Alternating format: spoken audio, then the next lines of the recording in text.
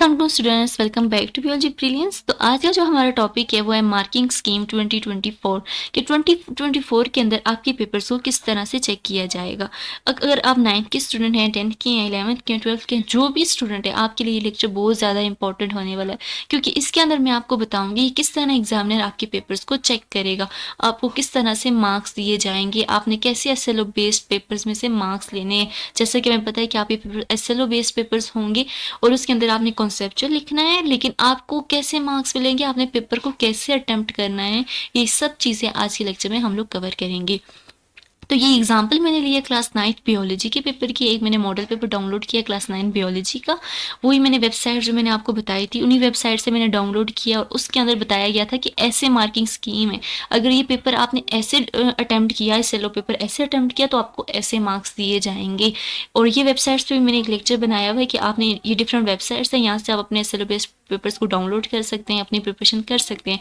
अगर आपने वो वाला लेक्चर नहीं देखा तो वो बहुत ज़्यादा इंपॉर्टेंट लेक्चर है, वो भी मैंने डिस्क्रिप्शन में शेयर किया हुआ है, आपने वो लाजमी देखना है, जिससे आपको सारे पॉइंट्स क्लियर हो जाएंगे कि SLO बेस्ड पेपर्स क्या होते हैं, कैसे डाउनलोड करते हैं, कैसे तैयारी करते हैं, आपको सब कुछ पता चल जाएगा। तो सबसे पहले पेपर पैटर्न तो बच्चों चेंज नहीं हुआ। पेपर पैटर्न तो वैसे ही होगा जैसे पेपर्स होते हैं, वैसे ही MCQs होंगे, शॉर्ट क्वेश्चंस होंगे, लॉन्ग क्वेश्चंस होंगे। सिर्फ आपको कॉन्सेप्चुअल दिया जाएगा, आपको कॉन्सेप्ट लेकर चलना होगा, आपको रट्टा नहीं लगाना होगा, जो चीज़ मांगी गई होगी वैसा ही देना होगा। तो यहाँ पे MCQs जो हैं वो 12 MCQs होंगे, हर एक का 1 नंबर होगा।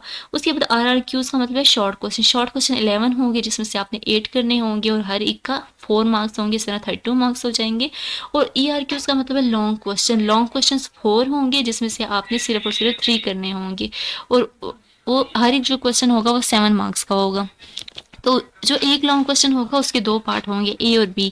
अगर आपने A पार्ट कर लिया और B छोड़ दिया तो आपको मार्क्स नहीं मिलेंगे, आपको 3 मार्क्स मिलेंगे, 4 मार्क्स आपके चले जाएंगे। तो आपने एक क्वेश्चन में से A और B पार्ट दोनों करने, A और B पार्ट दोनों करेंगे तो आपके 7 मार्क्स पूरे होंगे। अक्सर बच्चे इस तरह करते हैं कि किसी A का A पार्ट कर लेते हैं और फिर किसी दूसरे का B पार्ट कर लेते हैं और कहते हैं इस तरह मार्क्स मिल जाएंगे। उस तरह बच्चों मार्क्स नहीं मिलते हैं। आपने अगर किसी एक क्वेश्चन का A किया तो उसका दूसरा B पार्ट भी करना पड़ेगा, तो ही 7 मार्क्स मिलेंगे। इस तरह आपका एक लॉन्ग क्वेश्चन होगा। इस तरह आपने 3 लॉन्ग क्वेश्चन करने और इसके भी 21 मार्क्स हैं और टोटल 65 मार्क्स हो जाएंगे। 65 मार्क्स का आपका थियोरेटिकल पेपर होगा, जिसमें आप लिखते हैं, सिर्फ जो पेपर आप देते हैं वो पेपर 65 नंबर का होगा, बाकी प्रैक्टिकल्स को छोड़ के प्रैक्टिकल्स का अलग पेपर होगा। ठीक है, तो ये तो पेपर पैटर्न हो गया। मार्किंग स्कीम कि आपके पेपर चेक कैसे होंगे। तो मार्किंग स्कीम में बच्चों ऐसा होता है कि आपने जो आपको कॉन्सेप्चुअल क्वेश्चन लिखना है, टू द पॉइंट लिखना है। अगर आपने कॉन्सेप्चुअल पढ़ा है, अगर आपने रट्टा नहीं लगाया तो आपके लिए बहुत ज़्यादा ईजी है, बहुत ही मज़े के पेपर होंगे। आप अपनी वर्डिंग्स में भी लिख सकते हैं। सिर्फ और सिर्फ यहाँ पे एक ट्रिक आपने अप्लाई करनी है। आपने क्या करना है, आपको जो भी क्वेश्चन दिया गया, बेशक घुमा फिरा के दिया गया, आपको समझ नहीं आ रही, आप अपने पास एग्जामिनर से पूछें कि मुझे इसको उर्दू में ट्रांसलेट करो।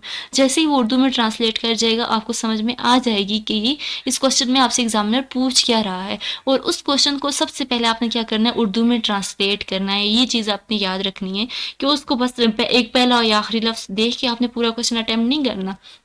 क्वेश्चन को गौर से पढ़ना है और समझना है कि इस क्वेश्चन में एग्जामिनर मुझसे कह क्या रहा है। आपको पता है ना, SLO बेस्ड पेपर में घुमा फिरा कर क्वेश्चन दिया जाएगा, तो इसमें आपने क्या करना है, सबसे पहले उसमें जो इंग्लिश का या कोई भी क्वेश्चन होगा उसको आपने उर्दू में ट्रांसलेट कर लेना है। और जब आपको समझ में आ जाए कि मुझे इस क्वेश्चन में क्या लिखना है, फिर टू द पॉइंट लिखना है। कहानियाँ नहीं लिखनी, लंबे लंबे आंसर्स नहीं लिखने, टू द पॉइंट लिखने हैं। और जो भी उसके अंदर आता है बिल्कुल शॉर्ट, बेशक शॉर्ट प्रिसाइज लिखें। शॉर्ट क्वेश्चन शॉर्ट करें, लॉन्ग क्वेश्चन लॉन्ग करें। बियोलॉजी का पेपर है तो उसमें डायग्राम मस्ट बनाएं। तो इस तरह आप पेपर करेंगे तो आपके मार्क्स अच्छे होंगे। यहाँ पर अभी हम लोग एक मॉडल पेपर है उसको भी देख लेते हैं। इसकी जो लिंक है मैं आपको वो डिस्क्रिप्शन में शेयर कर दूँगी, आप वहाँ से डाउनलोड कर सकते हैं। ठीक है, तो यहाँ पे जो मॉडल पेपर है इसमें मैंने पहले भी एक लेक्चर बनाया हुआ है, इसको हमने सॉल्व किया हुआ है। जो मॉडल पेपर है ये 9th बियोलॉजी का मॉडल पेपर है, इसको हमने सॉल्व भी किया हुआ है। ठीक है, तो ये इसी मॉडल पेपर की स्कीम है, मार्किंग स्कीम है कि कैसे आपके पेपर्स को चेक किया जाएगा। तो ये मैंने एप्टाबॉट बोर्ड से डाउनलोड किया। तो एप्टाबॉट बोर्ड की जो वेबसाइट है वो खुद मुझे कह रही है कि मार्किंग स्कीम है और इसके मुताबिक हम पेपर्स को चेक करेंगे। अगर बच्चों ने ऐसा पेपर किया होगा तो हम उसको फुल मार्क्स देंगे। तो ये एक स्कीम है। इस स्कीम के मुताबिक ये होता है कि एग्जामिनर आपको कैसे मार्क्स देगा, बच्चों को समझ में आ जाती है कि हम लोग को कैसे क्वेश्चन को अटेम्प्ट करना है। यहाँ ये एक सिर्फ एग्जाम्पल है, ठीक है, ये एक एग्जाम्पल है, इसको आप अपने सामने रख के आप अपने पेपर्स की अच्छी सी तैयारी कर सकते हैं। आप देख सकते हैं कि एग्जामिनर यहाँ पर क्या चाहता है, जैसे कि हर एक क्वेश्चन के बाद इधर लिखा हुआ है कि मार्किंग हिंट, हम किस बेस पे नंबर देंगे, हर एक क्वेश्चन के साथ लिखा हुआ है मार्किंग हिंट। सारे क्वेश्चन में, शॉर्ट क्वेश्चन में भी लिखा हुआ है, लॉन्ग क्वेश्चन में भी सारे क्वेश्चन इन्होंने सॉल्व करके दिए हैं। ये solve SLO based model paper है, इसके अंदर इन्होंने हर एक क्वेश्चन के बाद मार्किंग हिंट दी हुई है कि आप अगर इस तरह से पेपर को सॉल्व करेंगे तो हम आपको फुल मार्क्स देंगे, और पेपर की डिवीजन भी की हुई है कि किस तरह आपने कौन सा क्वेश्चन सॉल्व करना है तो आपको फुल मार्क्स मिलेंगे। उसके बाद अगर हम लोग देख लें तो सेक्शन बी के अंदर फर्स्ट जो क्वेश्चन है उसके अंदर बोला हुआ है नहीं कि इन्होंने completes the organisation level against each example. यहाँ पे आपको डिफरेंट एग्जाम्पल दी हुई हैं, आपने यहाँ पे बताना है कि ये ऑर्गेनाइजेशन लेवल का कौन से पार्ट में आती हैं। जैसे कि हमने पढ़ा ना, सेल से टिश्यू बनते हैं, टिश्यू से ऑर्गन सिस्टम, और फिर इस तरह ऑर्गेनिज्म बन जाता है पूरा। तो वो जो लेवल्स पढ़े हुए हैं इसमें आपने बताना है कि स्टमक कौन से लेवल में आता है, मैन और ग्लूकोज और राइबोसोम। जैसे कि हमें पता है कि स्टमक एक ऑर्गन है, ठीक है, मैन क्या है, पूरा एक ऑर्गेनिज्म है, ग्लूकोज एक छोटा सा मॉलिक्यूल है, और राइबोसोम जो है वो सेल के अंदर मौजूद एक छोटी सी ऑर्गेनेल है। तो ये सब चीजें आपने अगर एक एक चीज भी आपने लिख ली, इस क्वेश्चन में आपने कुछ डिटेल आंसर नहीं लिखना। अगर एक कॉलम के अंदर सिर्फ पूछा हुआ नहीं कि आपने सिर्फ एक एग्जांपल का बताना है कि वो कौन सा ऑर्गेनाइजेशन लेवल में, तो आपने सिर्फ वही बताना है, आपने कुछ डिटेल नहीं बतानी, खुद से कुछ कहानियां नहीं लिखनी, टू द पॉइंट लिखना है, प्रिसाइज लिखना है, जिससे सिर्फ और सिर्फ आपका कॉन्सेप्ट वाजे हो जाए और आपको फुल मार्क्स दे दिए जाएंगे। सिर्फ इन्होंने इतना सा आंसर लिखा हुआ है, कुछ बहुत कहानियां नहीं लिखी, सिर्फ 4 नेम्स लिखे हुए और इनको फुल मार्क्स दिए गए हैं। 4 मार्क्स है, हर एक जो एक एग्जाम्पल है उसका एक एक नंबर है। अगर आपने ठीक लिख लिया, ऑर्गन ठीक लिया, एक ठीक लिख लिया, 1 नंबर हो जाएगा, ऑर्गेनिज्म लिख लिया, 1 नंबर हो जाएगा। इस तरह अगर आपने टू द पॉइंट चीज़ लिख ली, आपके 4 मार्क्स पक्के हैं, ठीक है। ये शॉर्ट क्वेश्चन आ रहे हैं, शॉर्ट क्वेश्चन में आपकी मर्जी होती है कि आप डायग्राम्स बनाएं या ना बनाएं। आप टाइम को देखिए, अगर टाइम आपके पास बहुत है तो बेशक आप डायग्राम्स बनाएं, लेकिन टाइम अगर आपके पास कम है तो लॉन्ग क्वेश्चन में तो मस्ट डायग्राम्स बनाएं, लेकिन शॉर्ट में आप फिर थोड़ा कम कर दें, क्योंकि शॉर्ट क्वेश्चन 4 नंबर का होता है, तो आप बस नंबर रख के कि 4 मार्क्स का नंबर है और उसके मुताबिक करें और जो चीज़ पूछी हुई है वो देखें। यहाँ पर इन्होंने लिखा हुआ है कि आपने किंगडम प्रोटिस्टा की करेक्टरिस्टिक्स बताने हैं, तो यहाँ पे उन्होंने साथ में ये लिखा हुआ है कि सिर्फ सेल टाइप बतानी है, ना आपसे डेफिनेशन मांगी गई है, ना आपसे ये बताया गया कि किंगडम प्रोटिस्टा किसने प्रपोज किया, कुछ भी नहीं पूछा हुआ, सिर्फ और सिर्फ उसकी खसूसियात पूछी गई हैं, क्या करेक्टर्स हैं उसके अंदर, सेल टाइप कैसी है, न्यूक्लियर एनवेलप कैसा है, सेल वॉल कैसा है, और मोड ऑफ न्यूट्रिशन कैसा है। अगर ये 4 सिर्फ और सिर्फ ये 4 चीज़ें आप लोग लिख लेते हैं तो आपके 4 मार्क्स पूरे हैं, ठीक है। नेक्स्ट जो एसएलओ बेस्ड मॉडल पेपर का क्वेश्चन है वो ये है कि अगर इलेक्ट्रॉन माइक्रोस्कोप है उसके अंदर आपने बताना है रेडिएशन टाइप कैसी होती है, लेंसेज कैसी होती है, मैग्नीफिकेशन और इमेजेस कैसी होती हैं।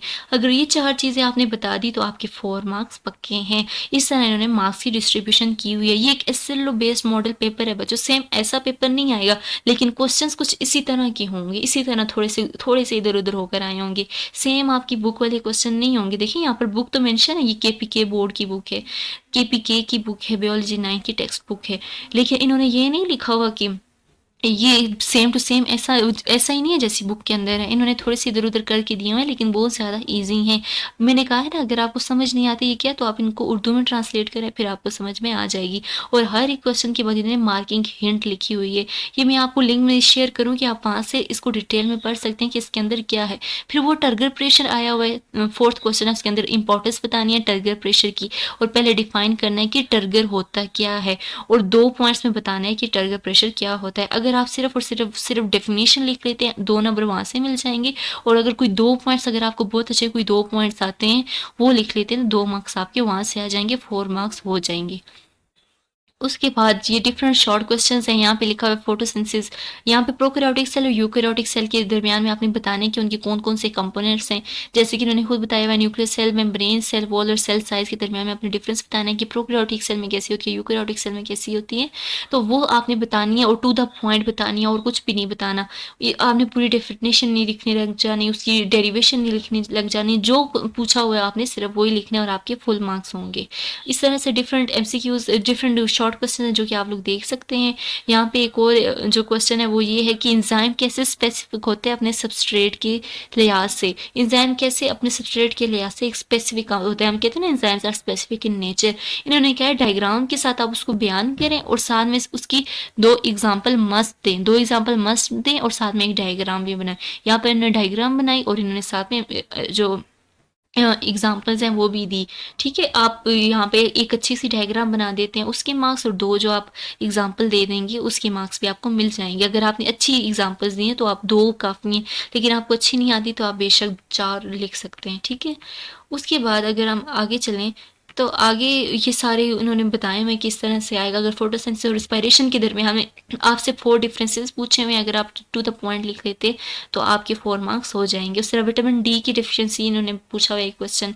उसके बाद 10 क्वेश्चन इन्होंने पूछा हुआ है कि प्लाज्मा के क्या फंक्शन है, कोई से 4 लिखने। अगर आपको 4 बहुत से अच्छे आते हैं तो 4 ठीक हैं, अगर आपको नहीं आते हैं तो आप थोड़े ज़्यादा लिख सकते हैं। ठीक है, अगर थोड़े थोड़े आते हैं, कुछ कुछ आते हैं तो आप थोड़े ज़्यादा लिख सकते हैं, लेकिन अगर आपको बहुत अच्छे आते हैं तो सिर्फ आपके लिए 4 बहुत हैं, और बहुत अच्छे 4 लिख लेंगे तो उसके आपके फुल मार्क्स हो जाएंगे। और उसके बाद आर्टरी लिखा हुआ है कि डायग्राम भी बनानी है और उसकी इंपॉर्टेंस भी बतानी है। तो बायो के अंदर बच्चों डायग्राम्स मस्ट होती हैं। बायोलॉजी के पेपर में डायग्राम ज़रूरी बनानी है आपने। बाकी और किसी पेपर में आप बनाए ना बनाए, केमिस्ट्री में भी डायग्राम्स बनती हैं, फिजिक्स में भी बनती हैं। ये जो साइंस वाले सब्जेक्ट्स होते हैं इनमें डायग्राम्स होती है, लेकिन जो बायोलॉजी है उसमें डायग्राम मस्ट हो जाती है। ठीक है, बायोलॉजी के पेपर में आपने डायग्राम मस्ट बनानी है। उसके बाद सेक्शन सी आ जाता है, वो थोड़ा डिटेल होता है, उसमें 4 क्वेश्चन होते हैं जिसमें से आपने 3 करने होते हैं, और यहाँ पर पार्ट्स भी गिवन होते हैं। यहाँ पर आप देख सकते हैं ए बी 1-2 पार्ट्स हैं, तो आपने पहले ए पार्ट करना है और फिर बी पार्ट करना है। इस तरह से आपको मार्क्स दिए जाएंगे। पहले हमें बताया गया है कि आपने मैथमेटिक रूल्स बताने हैं जो कि रिसर्च वर्क में यूज़ होते हैं, पहले आप वो बताएंगे। और फिर जो दूसरा पार्ट है उसके अंदर लिखा हुआ है कि सबसे पहले कंजर्वेशन को डिफाइन करें और फिर उसकी कोई एग्जांपल बताएं कि कैसे कंजर्वेशन हो रही है पाकिस्तान में, कौन से स्टेप्स लिए जा रहे हैं। तो आपको 3 कोई अच्छे से स्टेप आते हैं वो बताएं, पहले डेफिनेशन बताएं। यहाँ पर तो एज सच कोई डायग्राम नहीं बन रही।